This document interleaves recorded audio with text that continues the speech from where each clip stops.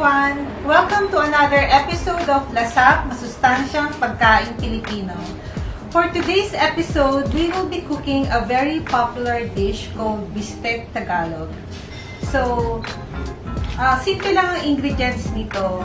Marinated beef, thin slices of beef, marinated in garlic, lemon, soy sauce, and actually grounded pepper. Itong dish na to, itong beef, was marinated overnight for a more intense flavor.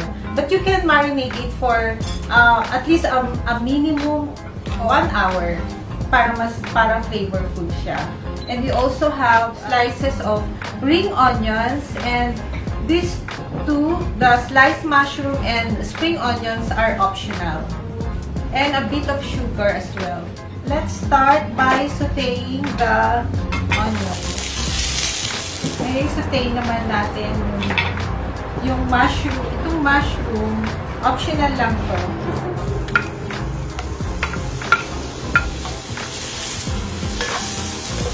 Okay, now we're done with the mushroom and the onion. We will now fry pan the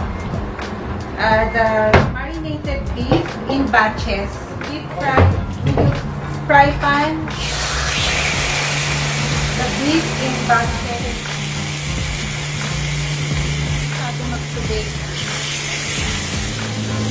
Okay, we're done with the last batch of beef. Yan. Looks good. Okay, ito na yung pinagbabara ng beef, which will serve as our sauce. So, we will simmer it for a few minutes and then it's ready.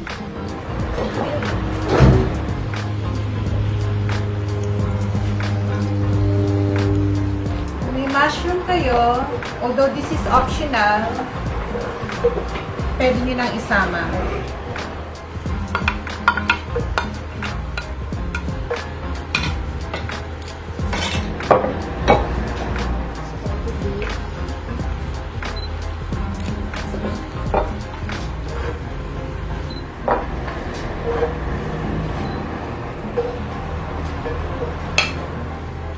Then pour the spring onions, and it's ready. We're done. Okay, let's put this spring onions as garnishing. Okay. Okay, here's our Bistec Tagalog. It's simple and easy to prepare, and it's perfect for steamed rice. Pwede to for breakfast, lunch, and dinner. Thank you. Tikman natin ang Bistec Tagalog. Luto ni Mrs. ko. Wow.